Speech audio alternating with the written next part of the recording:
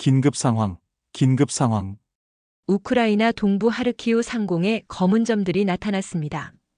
러시아군의 최신형 드론 편대 28대가 일제히 몰려온 겁니다. 그 목표는 병원과 발전소 그리고 민간인들이 모여있던 도심이었습니다. 순식간에 도시 전체가 불바다가 될 것이라는 공포가 퍼져나갔죠. CNN, BBC, 알자지라까지 전 세계 주요 방송이 동시에 속보를 내보냈습니다. 모두가 지켜봤습니다.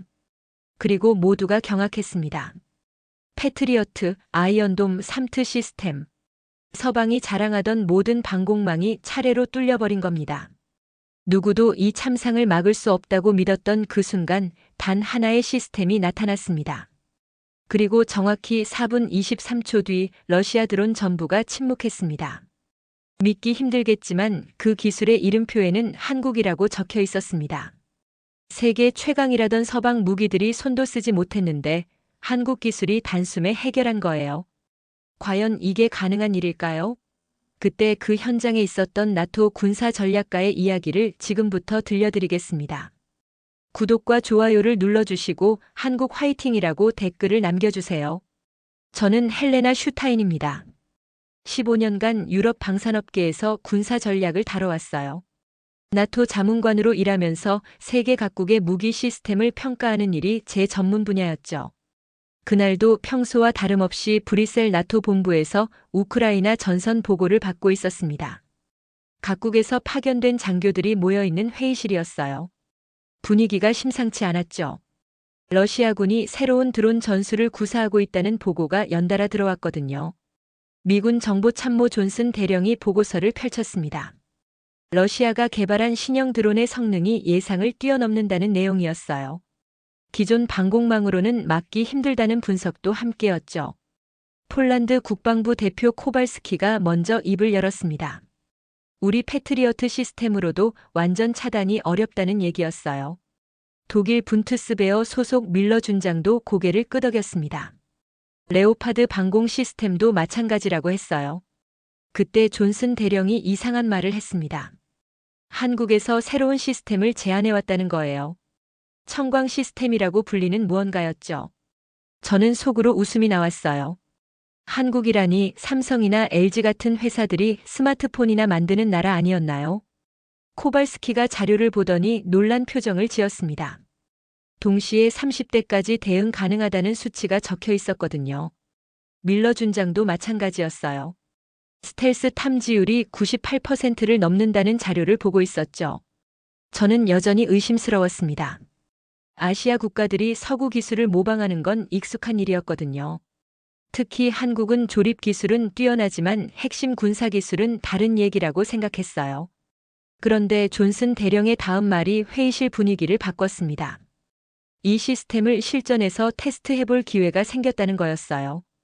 바로 오늘 밤 하르키우 방어 작전에 투입될 예정이라고 했죠. 저는 마음속으로 냉소했습니다. 실전에서 증명되지 않은 아시아제 무기 시스템이 과연 어떤 성과를 낼지 궁금했어요. 아마 몇 분도 버티지 못할 거라 예상했죠. 회의가 끝나고 나서도 마음 한구석이 편치 않았어요. 혹시라도 하는 마음이 들었거든요. 하지만 곧 고개를 저었습니다. 15년 경험상 아시아 국가들의 군사기술은 아직 서구에 미치지 못했으니까요. 그날 저녁 우크라이나 전선과 실시간으로 연결된 작전실에 모였습니다. 각국 군사 전문가들이 모니터를 지켜보고 있었어요. 러시아 드론들이 하르키우를 향해 날아오고 있다는 보고가 들어왔죠. 레이더 화면에 붉은 점들이 나타났습니다. 28개의 점이 일정한 간격을 유지하며 접근하고 있었어요. 이전에 보지 못한 편대 비행 패턴이었죠. 러시아군이 새로운 전술을 구사하고 있다는 게 확실했어요. 미군의 패트리어트 시스템이 먼저 대응했습니다. 하지만 세 발을 쏘고도 단 하나도 맞히지 못했어요. 드론들이 예상보다 훨씬 민첩하게 움직였거든요. 독일의 방공 시스템도 마찬가지였습니다. 고성능 레이더로 추적했지만 정확한 타격은 이루어지지 않았어요. 프랑스제 미스트랄 시스템도 같은 결과였죠. 작전실의 분위기가 점점 무거워졌습니다. 서구의 모든 방공 시스템이 무력화되고 있었거든요. 러시아 드론들은 여전히 하르키우를 향해 날아가고 있었어요. 그때 우크라이나 현지 지휘관의 목소리가 들렸습니다. 한국 시스템을 가동한다는 보고였어요. 저는 마지막 희망이라는 듯이 모니터를 바라봤습니다. 청광이라는 이름의 시스템이 작동을 시작했어요. 레이더 화면에 새로운 신호가 나타났습니다. 기존과는 완전히 다른 패턴이었죠. 그리고 믿기 힘든 일이 벌어졌습니다. 레이더 화면을 지켜보면서 문득 대학 시절이 떠올랐습니다. 베를린 공과대학에서 국제군사학을 전공할 때였어요. 아시아에서 온 유학생들과 함께 프로젝트를 진행했던 기억이 났죠. 그때 한국에서 온 학생이 있었습니다. 김이라는 성을 가진 조용한 학생이었어요. 항상 열심히 공부했지만 뭔가 아쉬운 구석이 있다고 생각했죠. 창의성보다는 기존 이론을 잘 따라하는 스타일이었거든요. 교수님이 새로운 방공 시스템 설계 과제를 내주셨을 때도 마찬가지였어요. 김 학생은 미국과 유럽의 기존 시스템들을 조합해서 제시했습니다. 기술적으로는 완벽했지만 혁신적이지는 않았어요. 저는 그때부터 아시아 국가들에 대한 편견을 갖게 되었나 봅니다. 모방은 잘하지만 창조는 부족하다는 생각이 자리 잡았어요. 특히 군사기술 분야에서는 더욱 그렇다고 믿었죠. 집에 돌아가면 아버지와 이런 얘기를 나누곤 했습니다. 아버지는 옛 서독 시절부터 군수 산업에 종사하셨거든요. 크라우스 마파이에서 레오파드 전차 개발에 참여하신 분이었어요. 아버지는 늘 이렇게 말씀하셨습니다. 진정한 군사력은 오랜 경험과 철학에서 나온다고요. 단순히 기술을 모방하는 것만으로는 한계가 있다고 하셨죠. 특히 전쟁의 본질을 이해하지 못하면 진짜 무기는 만들 수 없다고 강조하셨어요. 그런 아버지의 영향으로 저는 서구 중심의 사고를 갖게 되었습니다. 미국의 패트리어트, 독일의 레오파드, 프랑스의 레칼레, 영국의 스타스트리크 같은 시스템들이 세계 최고라고 믿었어요. 나토에서 일하기 시작한 후에도 이런 생각은 더욱 굳어졌습니다. 실제로 서구 무기들이 세계 각지에서 우수한 성능을 보여주고 있었거든요. 걸프전에서의 패트리어트, 코소보에서의 토마호크, 리비아에서의 스톰 섀도우까지 모두 서구 기술의 우수성을 증명하는 사례들이었죠. 반면 아시아 국가들의 군사기술은 여전히 제한적이었습니다. 일본의 경우 평화헌법 때문에 발전이 더디었고 중국은 기술력은 있지만 신뢰성에서 의문이 있었어요.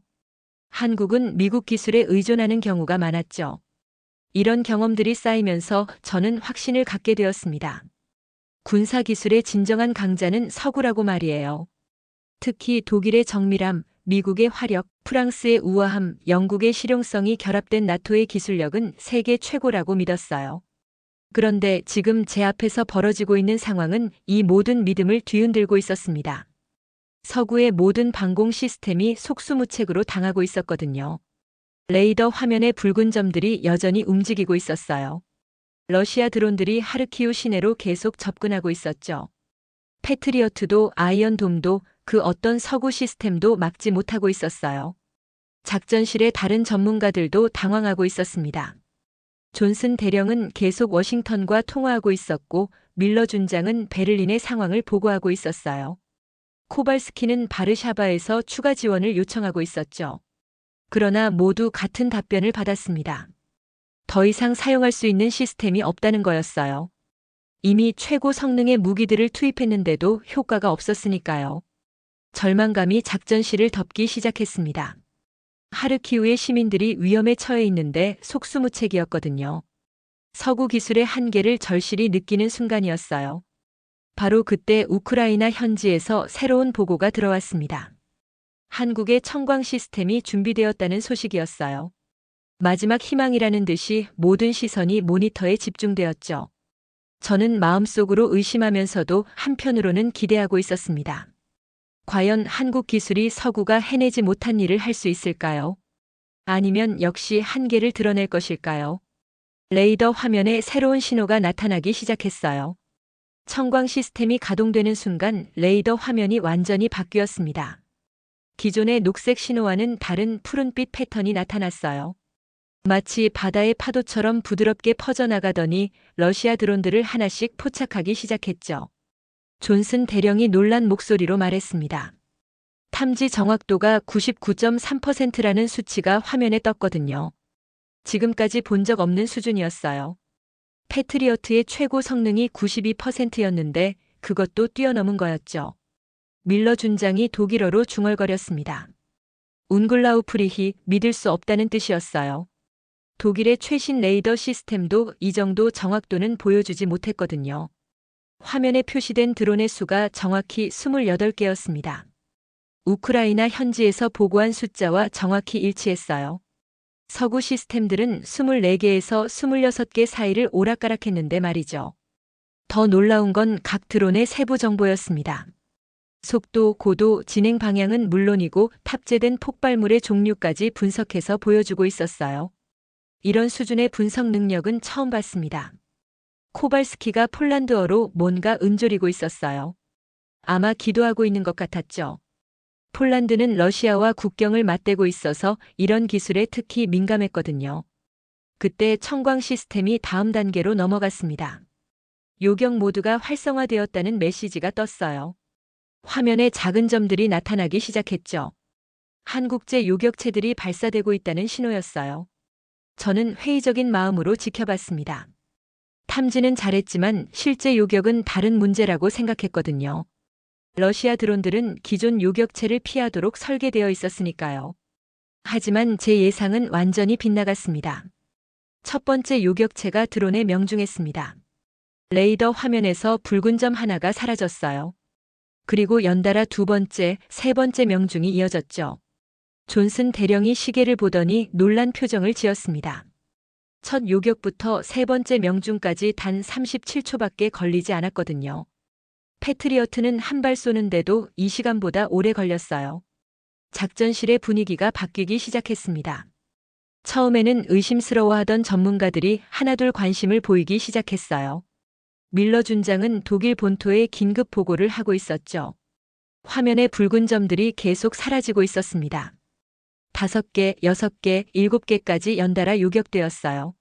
러시아 드론들이 회피 기동을 시도했지만 소용없었죠. 특히 놀라운 건 요격 방식이었습니다.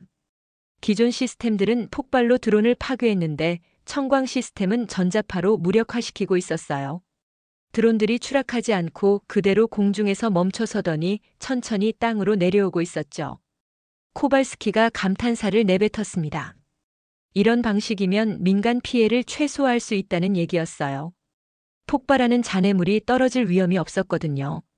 시간이 흘러갈수록 붉은 점들이 하나씩 사라져갔습니다. 10개, 15개, 20개까지 순식간에 무력화되었어요. 러시아군이 자랑하던 최신 드론 편대가 속수무책으로 당하고 있었죠. 저는 마음속 깊은 곳에서 뭔가 무너지는 느낌을 받았습니다. 지금까지 믿어온 상식이 흔들리고 있었거든요.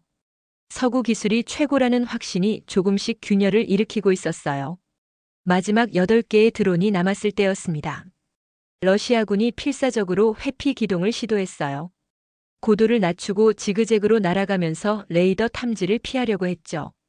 하지만 청광 시스템은 여전히 정확하게 추적하고 있었습니다.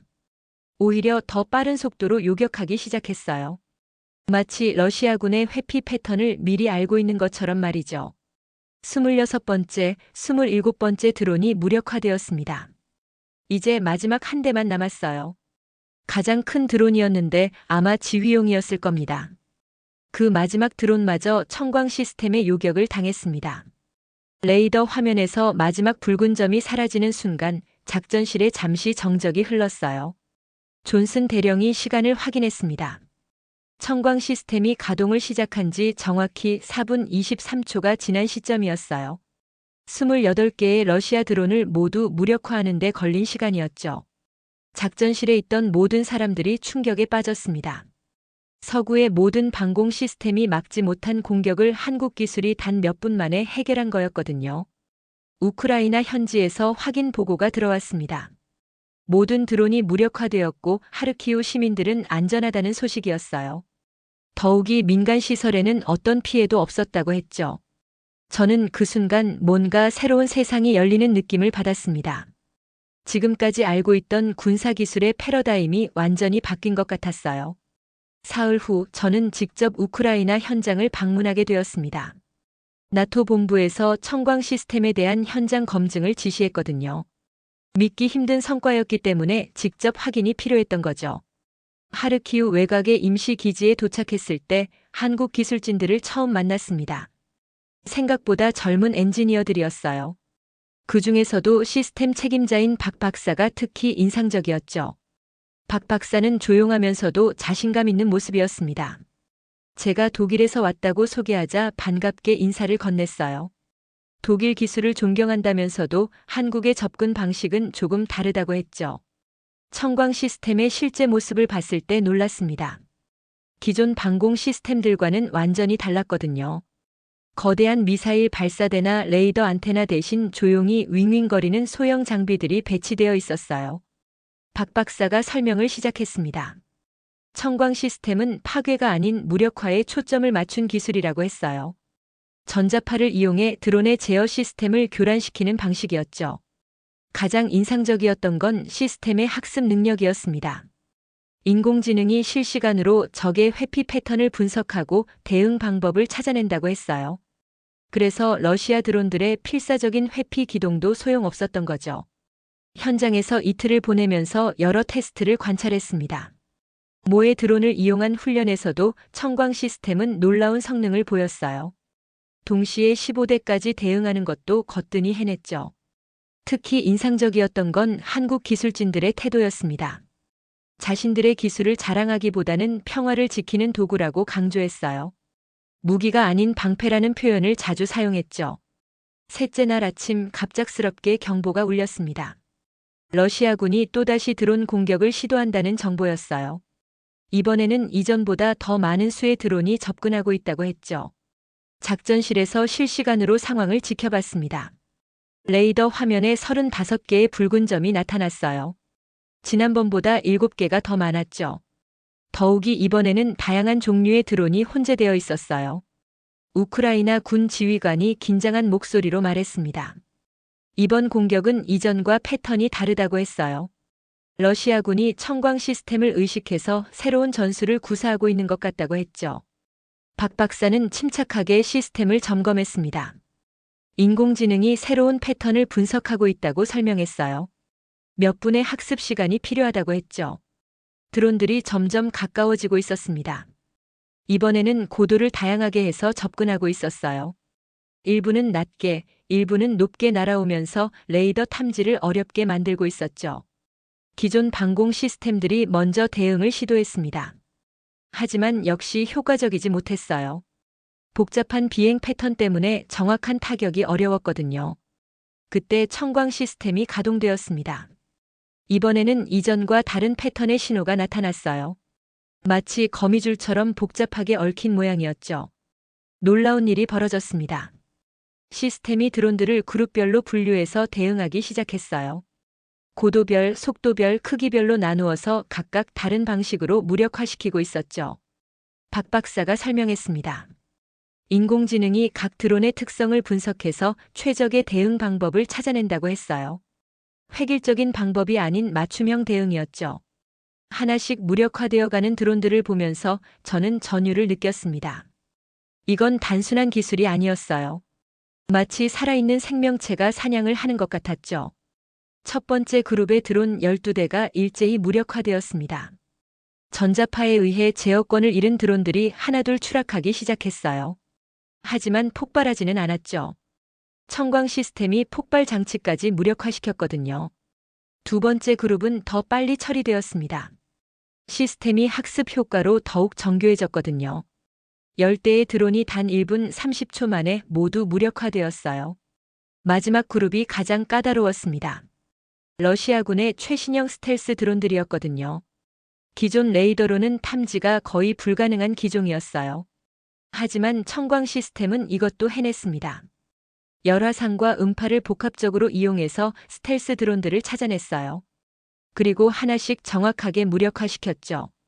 전체 35대의 드론을 처리하는 데 걸린 시간은 6분 42초였습니다.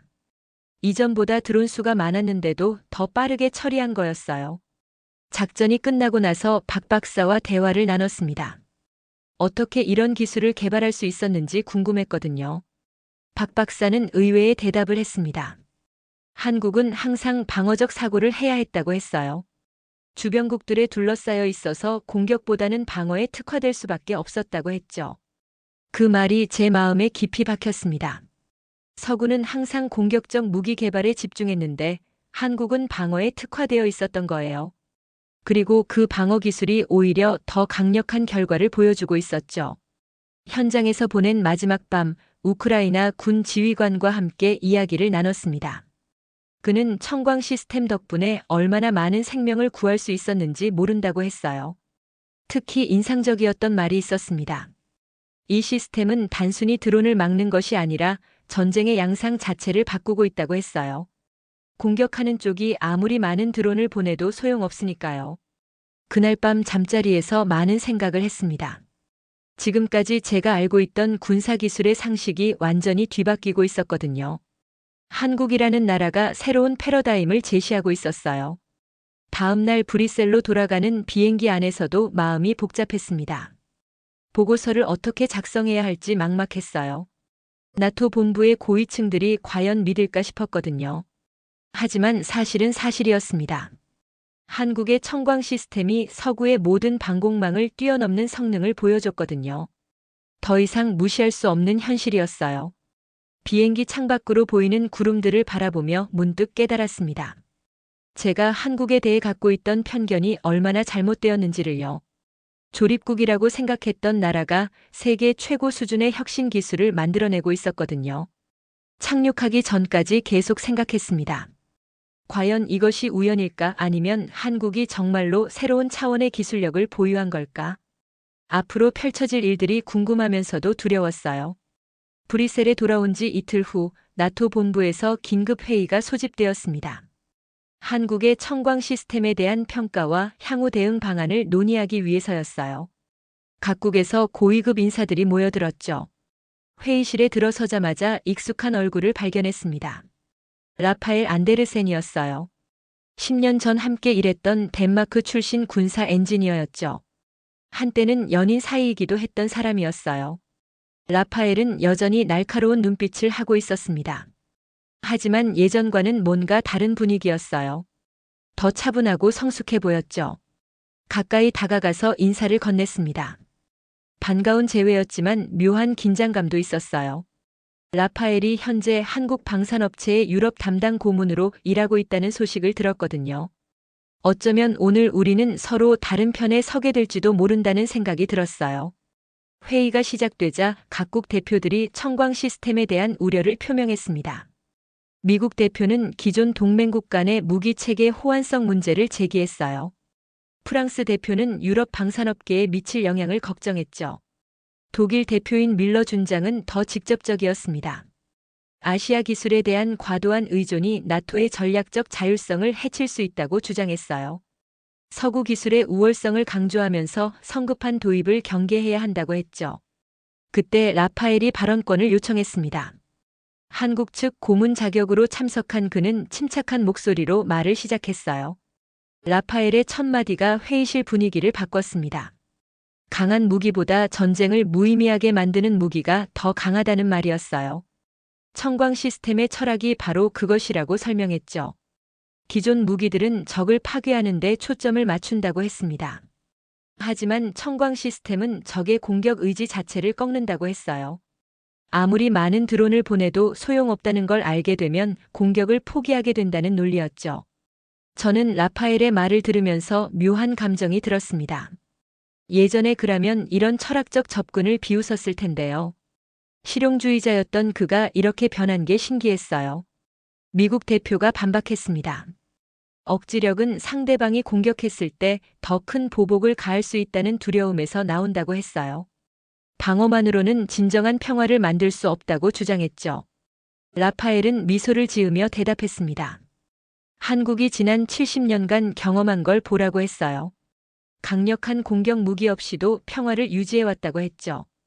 오히려 방어에 특화함으로써 주변국들의 위협인식을 줄였다고 설명했어요. 프랑스 대표가 경제적 측면을 언급했습니다. 유럽 방산업체들의 일자리와 기술 경쟁력을 걱정한다고 했어요. 한국 기술에 의존하게 되면 유럽의 방산 기술이 쇠퇴할 수 있다고 우려했죠. 그때 라파엘이 예상치 못한 제안을 했습니다. 기술 이전과 공동 개발을 통해 유럽도 이 혁신에 참여할 수 있다고 했어요. 한국은 독점이 아닌 협력을 원한다고 강조했죠. 이 말에 회의실 분위기가 또 한 번 바뀌었습니다. 각국 대표들이 서로 눈치를 보기 시작했어요. 기술 협력이라는 건 매력적인 제안이었거든요. 저는 그 순간 복잡한 마음이 들었습니다. 라파엘의 제안이 합리적으로 들렸거든요. 하지만 동시에 뭔가 자존심이 상하는 느낌도 있었어요.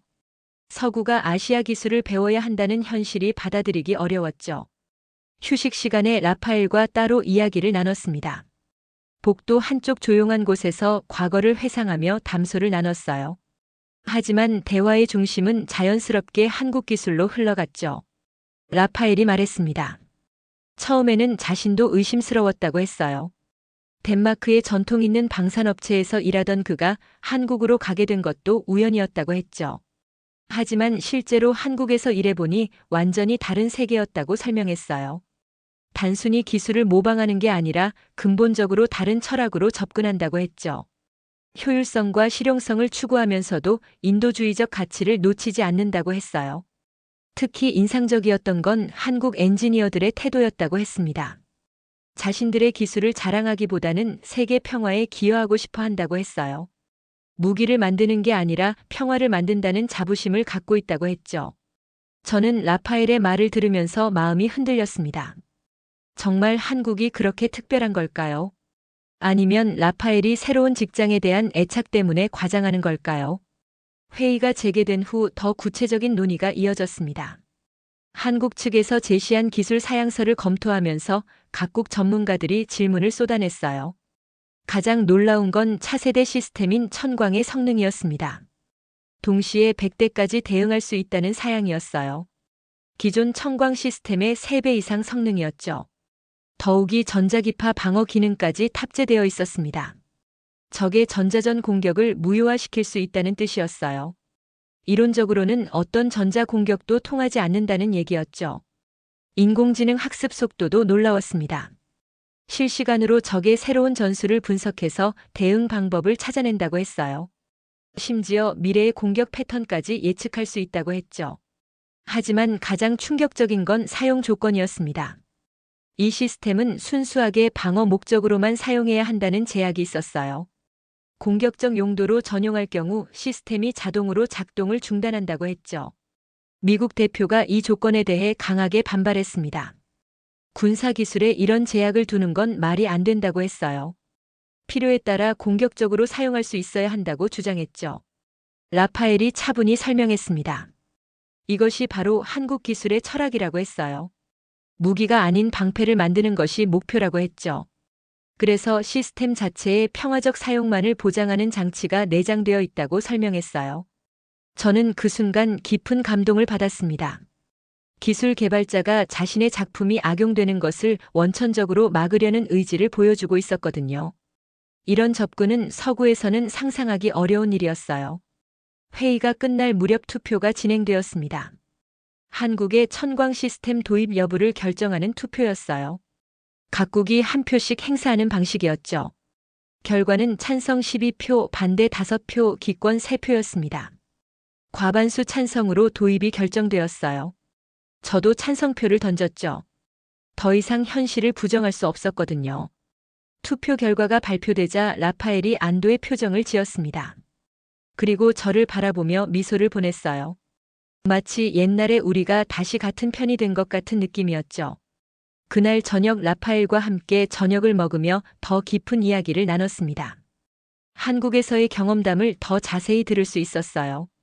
라파엘은 한국 사람들의 정신력에 대해 특별히 강조했습니다. 작은 나라지만 절대 포기하지 않는다고 했어요.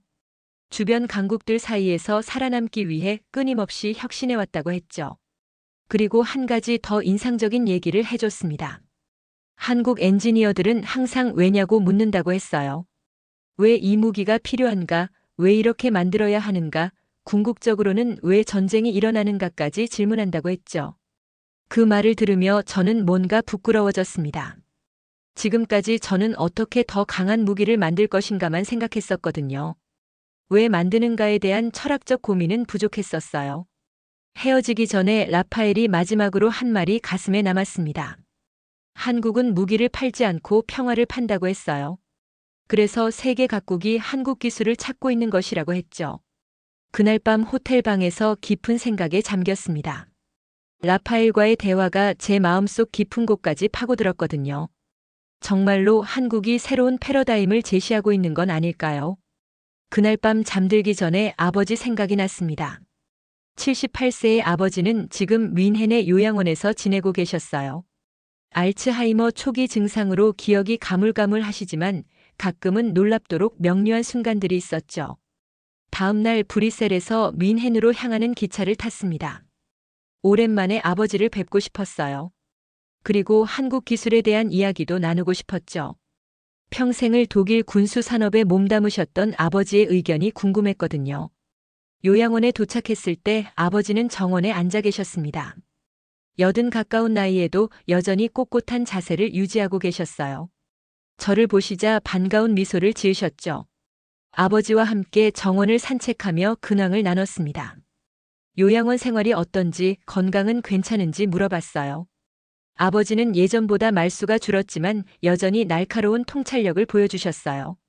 한국의 청광 시스템 이야기를 꺼냈을 때 아버지의 반응이 의외였습니다. 놀라기보다는 오히려 고개를 끄덕이셨어요. 그럴 줄 알았다는 듯한 표정이었죠. 아버지가 천천히 말씀하셨습니다. 전쟁이란 결국 상대방의 의지를 꺾는 것이라고 하셨어요. 물리적 파괴보다 심리적 무력감이 더 중요하다고 하셨죠. 한국이 바로 그 핵심을 파악한 것 같다고 평가하셨어요. 젊은 시절 아버지는 다른 말씀을 하셨던 기억이 났습니다. 강력한 화력이 곧 힘이라고 하셨었거든요. 적을 완전히 압도할 수 있는 무기가 최고라고 말씀하셨었죠. 그런 아버지가 언제부터 생각이 바뀌신 걸까요? 조심스럽게 물어봤더니 아버지는 먼 곳을 바라보며 대답하셨어요. 20년 전 발칸 전쟁을 경험한 후였다고 하셨습니다. 독일제 무기들이 양쪽 진영에서 사용되는 걸 보고 충격을 받으셨다고 했어요. 자신이 만든 기술로 인해 무고한 사람들이 죽어가는 현실을 목격하신 거죠. 그때부터 진정한 무기란 무엇인지 고민하기 시작하셨다고 했습니다. 단순히 상대를 죽이는 도구가 아니라 전쟁 자체를 막을 수 있는 기술이 필요하다고 생각하게 되셨다고 했어요. 아버지는 한국의 접근 방식에 대해 높이 평가하셨습니다. 방어에 특화하면서도 상대방의 공격 의욕을 꺾는다는 아이디어가 혁신적이라고 하셨어요. 공격하는 쪽이 무력감을 느끼게 만드는 게 진정한 억지력이라고 말씀하셨죠. 특히 인공지능을 활용한 학습 기능에 대해서는 감탄을 금치 못하셨어요. 적의 새로운 전술에 실시간으로 적응한다는 건 기존 무기 체계로는 불가능한 일이라고 하셨죠. 점심을 함께 드시면서 아버지가 예전 이야기를 해주셨습니다. 냉전 시대에 소련과 서방이 군비 경쟁을 벌였던 얘기였어요. 서로 더 강한 무기를 만들려고 했지만 결국 둘 다 망가졌다고 하셨죠. 그런 경험을 통해 깨달은 게 있다고 하셨습니다. 진정한 승리는 상대를 파괴하는 게 아니라 싸울 이유를 없애는 것이라고 말씀하셨어요. 한국이 바로 그런 철학으로 기술을 개발하고 있다고 평가하셨죠. 오후에는 아버지의 옛 동료들도 찾아왔습니다. 모두 독일 군수산업계의 원로들이었어요. 한국 기술에 대한 이야기가 나오자 다들 관심을 보였죠. 프리드리히 할아버지는 메르세데스 벤츠 군용차 개발에 참여하셨던 분이었어요. 한국의 현대자동차가 이제 독일차와 경쟁하고 있다는 걸 언급하시며 시대의 변화를 실감한다고 하셨죠. 빌헬름 할아버지는 지멘스에서 레이더 시스템을 개발하셨던 분이었어요. 한국의 전자기술이 이미 세계 최고 수준에 도달했다는 걸 인정하셨어요. 특히 삼성과 LG 같은 회사들의 기술력을 높이 평가하셨죠. 가장 인상적이었던 건 요한 할아버지의 말씀이었습니다. 크라우스 마파이에서 전차 포탑을 설계하셨던 분이었는데 이제는 공격보다 방어가 더 중요한 시대가 왔다고 하셨어요. 할아버지들과의 대화를 들으며 저는 깊은 깨달음을 얻었습니다. 독일 군수 산업의 거장들조차 한국의 새로운 접근 방식을 인정하고 있었거든요. 이제 더 이상 서구의 독주 시대가 아니라는 걸 받아들이고 계셨어요. 저녁이 되어서야 아버지와 단둘이 이야기할 시간이 생겼습니다. 아버지는 제게 중요한 조언을 해주셨어요. 편견을 버리고 새로운 것을 받아들이라고 하셨죠. 아버지가 말씀하셨습니다. 자신의 젊은 시절에도 미국 기술을 무시했었다고 했어요. 독일이 최고라고 믿었는데 결국 미국에게 밀렸다고 하셨죠. 이제는 아시아의 시대가 오고 있는 것 같다고 말씀하셨어요. 특히 한국에 대해서는 특별한 평가를 해주셨습니다. 작은 나라지만 절대 굴복하지 않는 정신력이 있다고 하셨어요. 그런 정신력이 기술 혁신으로 이어지고 있다고 분석하셨죠. 아버지는 마지막으로 이런 말씀을 하셨습니다. 무기를 만드는 사람은 항상 평화를 꿈꿔야 한다고 하셨어요. 전쟁을 위한 무기가 아니라 평화를 위한 무기를 만들어야 한다고 강조하셨죠. 그날 밤 요양원 근처 호텔에서 하룻밤을 보냈습니다. 아버지와의 대화가 제 마음속 깊이 파고들었거든요. 지금까지 제가 갖고 있던 생각들이 근본적으로 흔들리고 있었어요. 다음 날 아침 아버지께 작별 인사를 드렸습니다. 아버지는 제 손을 꼭 잡으시며 마지막 당부를 하셨어요. 새로운 시대에 적응하라고 하셨죠. 그리고 평화를 만드는 일에 동참하라고 말씀하셨어요. 브뤼셀로 돌아가는 기차 안에서 많은 생각을 했습니다. 아버지의 변화된 모습이 저에게 큰 영감을 주었어요. 평생을 군수 산업에 몸담았던 분이 말년에 깨달은 지혜였죠. 창밖으로 스쳐가는 독일 시골 풍경을 보며 문득 깨달았습니다. 한국의 청광 시스템이 보여준 철학이 바로 아버지가 말씀하신 평화를 위한 무기였어요. 공격하기 위한 것이 아니라 지키기 위한 기술이었죠. 그때 비로소 이해할 수 있었습니다. 왜 한국이 방어 중심의 기술을 개발했는지, 왜 공격적 사용을 원천적으로 차단했는지 말이에요.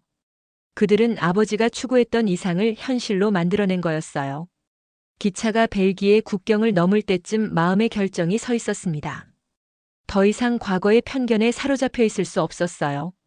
새로운 시대가 요구하는 새로운 사고를 받아들여야 했죠. 브뤼셀역에 도착했을 때는 이미 해가 지고 있었습니다. 하지만 제 마음속에는 새로운 희망의 빛이 떠오르고 있었어요. 아버지의 지혜와 한국 기술의 철학이 만나서 만들어낸 빛이었죠. 다음 주 월요일 나토 본부에서 또 다른 중요한 회의가 열렸습니다. 한국의 차세대 천광 시스템에 대한 최종 검토 회의였어요. 이번에는 더 많은 고위급 인사들이 참석했죠. 회의실에 들어서자 긴장된 분위기가 감돌았습니다.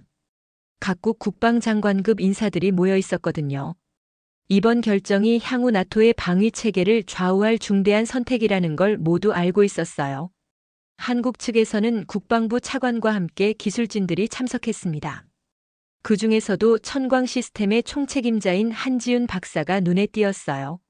40대 초반으로 보이는 여성이었는데 조용하면서도 강인한 인상이었죠. 미국 국방장관 대행이 먼저 발언했습니다. 천광 시스템의 성능은 인정하지만 미군의 기존 전력 체계와의 호환성 문제가 걱정된다고 했어요. 또한 핵심 기술의 공개 수준에 대한 우려도 표명했죠. 독일 국방장관은 더 직접적이었습니다. 유럽 방산업계의 기술 경쟁력 유지 차원에서 신중한 접근이 필요하다고 주장했어요. 성급한 도입보다는 단계적 검증을 거쳐야 한다고 했죠. 프랑스 국방장관은 경제적 파급 효과를 언급했습니다. 한국 시스템 도입으로 인해 유럽 방산업체들이 입을 피해를 우려한다고 했어요. 수십만 개의 일자리가 위험에 처할 수 있다고 경고했죠. 그때 한지윤 박사가 발언을 요청했습니다. 차분하면서도 명확한 목소리로 천광 시스템의 핵심 가치를 설명하기 시작했어요. 한지윤 박사는 먼저 시스템의 기술적 우수성을 간략히 소개했습니다. 동시 100대 대응, 99.7% 명중률, 실시간 학습 능력 등 기존 어떤 시스템도 달성하지 못한 성능이라고 했어요. 하지만 더 중요한 건 철학이라고 강조했습니다. 천광 시스템은 단순한 무기가 아니라 평화 구현 도구라고 했어요. 적을 파괴하는 것이 아니라 공격 의도 자체를 무력화시킨다고 설명했죠. 특히 인상적이었던 건 사용 조건에 대한 설명이었습니다. 이 시스템은 절대로 공격적 목적으로 사용될 수 없도록 설계되었다고 했어요. 만약 공격적 용도로 전용하려고 하면 시스템이 자동으로 작동을 중단한다고 했죠. 미국 측이 이 부분에 대해 강하게 반발했습니다. 군사기술에 이런 제약을 두는 건 현실적이지 않다고 했어요. 상황에 따라서는 선제 공격이 필요할 수도 있다고 주장했죠. 한지윤 박사는 미소를 지으며 대답했습니다. 이것이 바로 한국 기술의 핵심 차별점이라고 했어요. 무기가 아닌 방패를 만드는 것이 목표라고 다시 한번 강조했죠. 그리고 놀라운 제안을 했습니다. 기술 이전과 공동 생산을 통해 각국이 직접 시스템을 보유할 수 있다고 했어요. 하지만 조건이 있었죠. 평화적 사용 원칙을 지켜야 한다는 것이었어요. 이 제안에 회의실 분위기가 급변했습니다.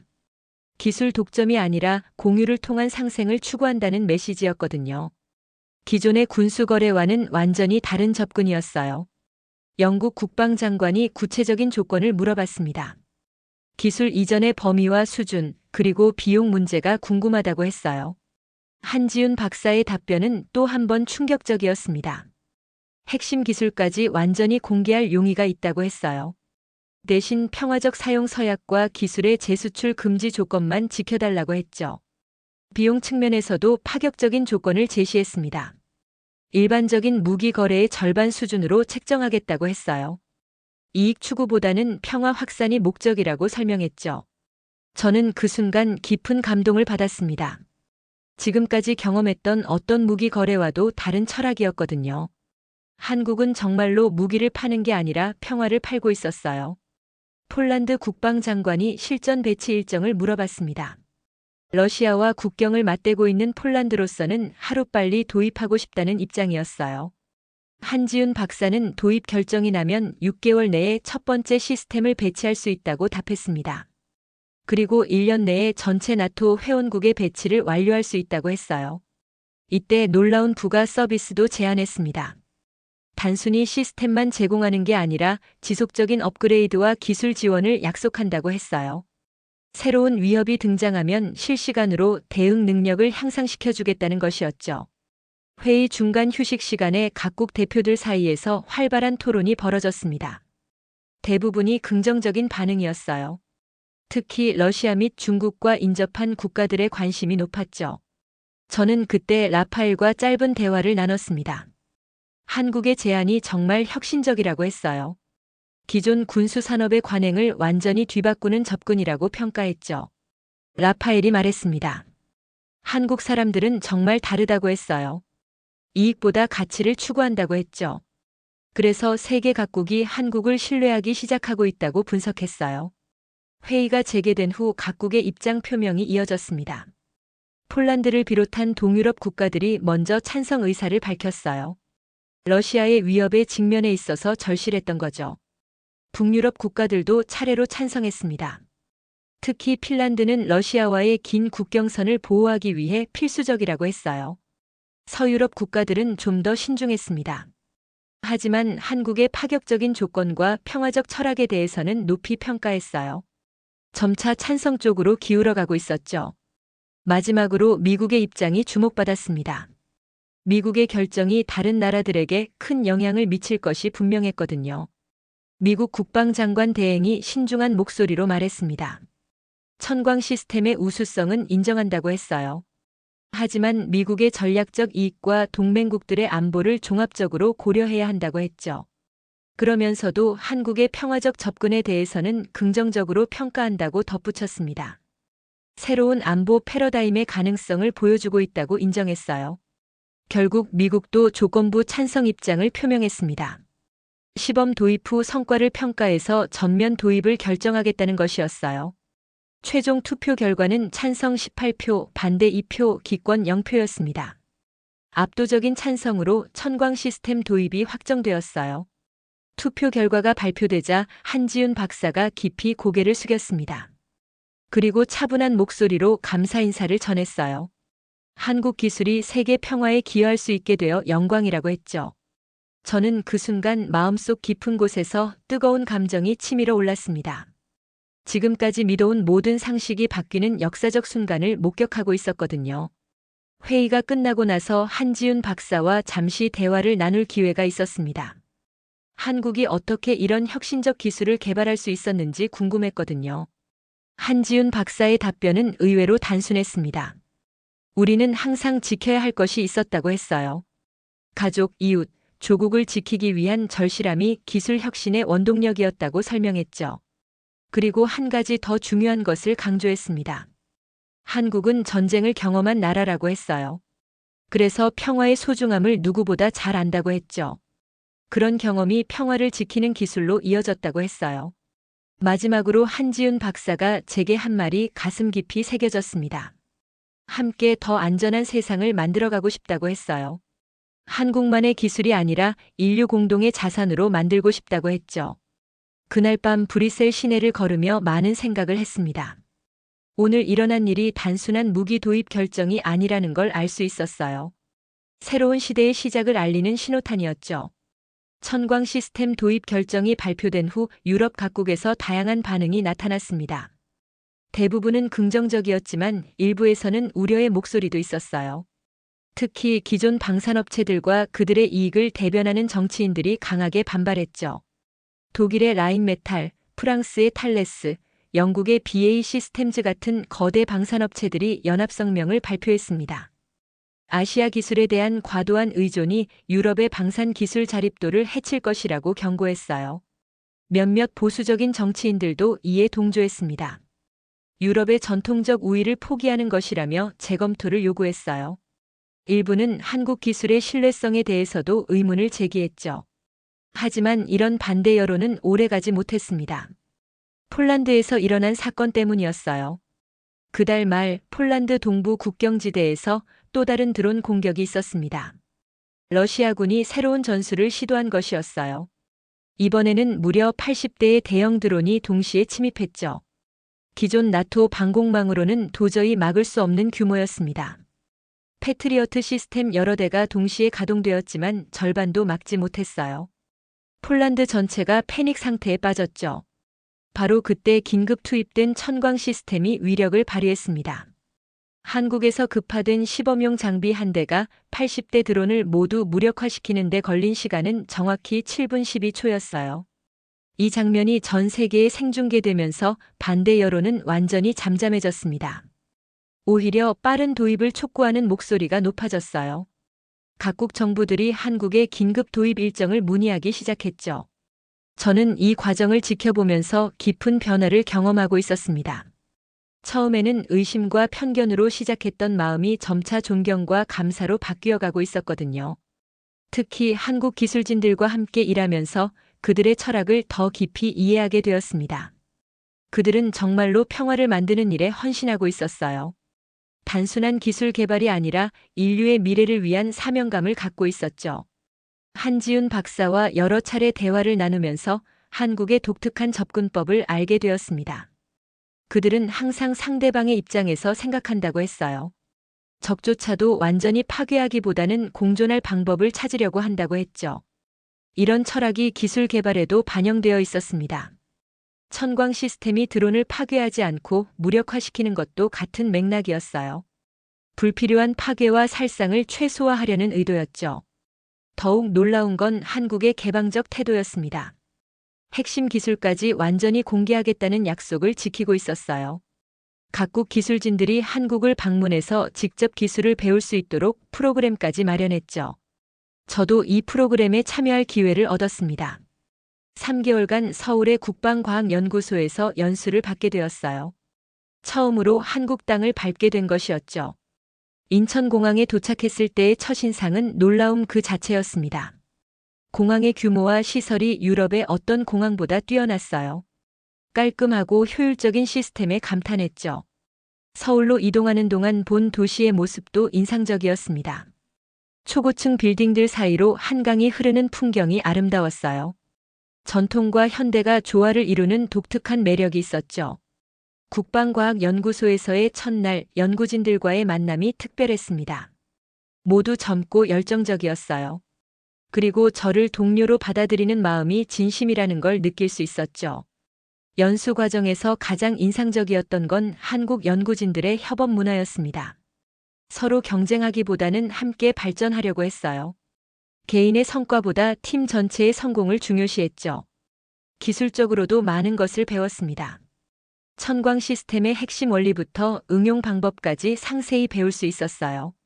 한국의 기술 수준이 상상했던 것보다 훨씬 높다는 걸 실감했죠. 특히 인공지능 기술의 활용법이 놀라웠습니다. 단순히 패턴을 인식하는 수준이 아니라 상황을 판단하고 최적의 대응을 찾아내는 수준이었어요. 마치 인간의 직감 같은 능력을 갖추고 있었죠. 연수 기간 중에 한국의 문화도 체험할 수 있었습니다. 주말마다 연구진들이 서울 곳곳을 안내해줬거든요. 경복궁, 북촌 한옥마을, 명동 같은 곳을 다니며 한국의 역사와 문화를 배웠어요. 음식도 인상적이었습니다. 김치, 불고기, 비빔밥 같은 전통 음식부터 치킨, 떡볶이 같은 현대적 음식까지 다양했어요. 매운맛에 처음에는 고생했지만 점차 매력에 빠졌죠. 무엇보다 한국 사람들의 정서가 특별했습니다. 가족과 공동체를 중시하는 문화, 어려움을 함께 극복하려는 의지, 미래에 대한 희망을 잃지 않는 낙관주의까지 모든 게 인상적이었어요. 연수 말기에 한지윤 박사와 깊은 대화를 나눴습니다.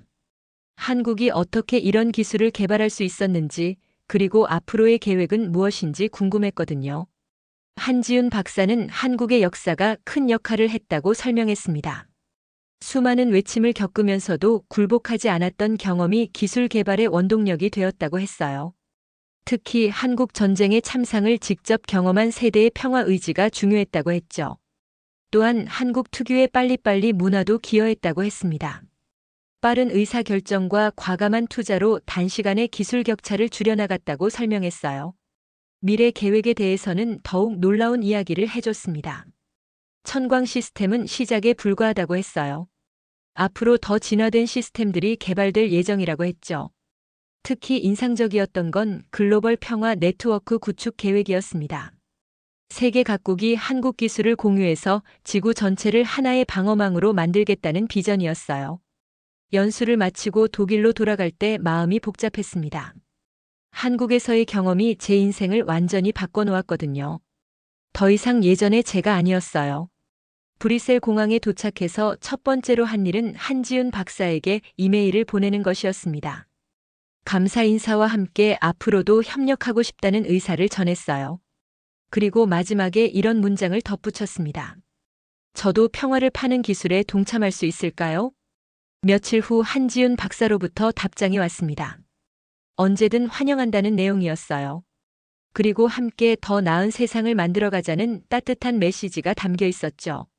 그때 저는 인생의 새로운 전환점에 서 있다는 걸 깨달았습니다. 지금까지의 편견과 오만을 버리고 새로운 길을 선택해야 할 때였어요. 나토 본부에 사직서를 제출한 건 그로부터 일주일 후였습니다. 15년간 몸담았던 직장을 떠나는 것은 쉽지 않았지만 후회는 없었어요. 새로운 시작을 위해 한국행 항공권을 예약했습니다. 이번에는 관광객이 아니라 새로운 동반자로서 한국을 찾아가는 것이었어요. 비행기에 오르기 전 마지막으로 아버지를 찾아뵀습니다. 제 결정을 말씀드리자 아버지는 환한 미소를 지으셨어요. 옳은 선택이라고 격려해 주셨죠. 아버지가 마지막으로 하신 말씀이 가슴에 남았습니다. 무기를 만드는 사람이 평화를 꿈꾸는 것만큼 아름다운 일은 없다고 하셨어요. 그리고 한국에서 그 꿈을 실현하라고 응원해 주셨죠. 인천공항에 다시 도착했을 때는 완전히 다른 마음이었습니다. 이제 저는 한국의 평화 기술을 전 세계에 알리는 일에 헌신하기로 했거든요. 한지윤 박사를 비롯한 한국 연구진들이 공항에서 저를 맞아줬습니다. 마치 가족을 맞이하는 것처럼 따뜻하게 환영해줬어요. 그날 밤 서울 시내를 바라보며 새로운 다짐을 했습니다. 이제 저는 무기가 아닌 평화를 파는 사람이 되겠다고 말이에요. 한국이 저에게 보여준 새로운 길을 걸어가겠다고 다짐했죠. 몇 달 후 천광 시스템이 유럽 전역에 배치되었습니다. 그리고 놀랍게도 러시아의 드론 공격이 현저히 줄어들었어요. 공격해도 소용없다는 걸 깨달았기 때문이었죠. 이것이 바로 한국이 추구했던 평화의 기술이었습니다. 싸워서 이기는 것이 아니라 싸울 이유를 없애는 기술이었어요. 지금 저는 서울에서 한국의 평화 기술을 세계에 전파하는 일을 하고 있습니다. 매일 아침 한강을 바라보며 새로운 하루를 시작해요. 그리고 더 평화로운 세상을 만들기 위해 동료들과 함께 노력하고 있죠. 때로는 과거의 편견이 얼마나 어리석었는지 부끄러워하기도 합니다. 하지만 그런 과거가 있었기에 지금의 깨달음이 더욱 소중하게 느껴져요. 한국이 저에게 준 가장 큰 선물은 새로운 관점이었습니다. 작은 나라라고 무시했던 곳에서 세상을 바꾸는 위대한 기술과 철학을 만날 수 있었거든요. 이제 저는 확신합니다. 진정한 강함은 상대를 굴복시키는 데 있는 게 아니라 함께 평화를 만들어가는 데 있다는 것을요. 한국이 보여준 이 진리를 더 많은 사람들과 나누고 싶습니다. 매일 저녁 한강공원을 산책하며 생각합니다.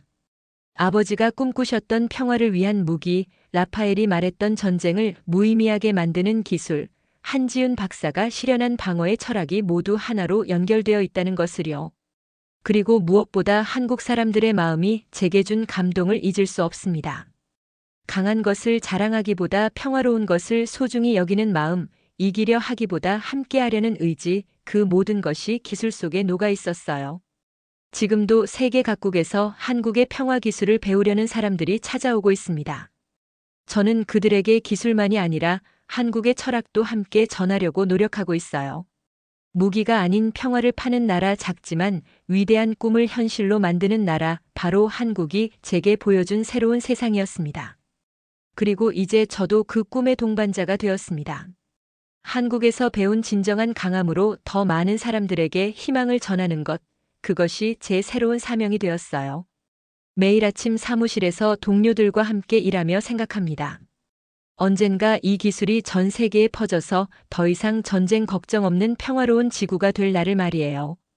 그날이 올 때까지 저는 계속해서 한국이 보여준 길을 걸어갈 것입니다.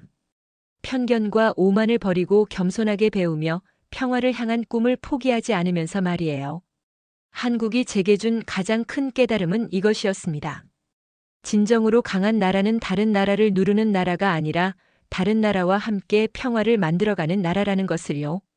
그리고 그런 한국의 모습을 보며 저 자신도 변할 수 있었습니다. 이제 저는 자랑스럽게 말할 수 있어요.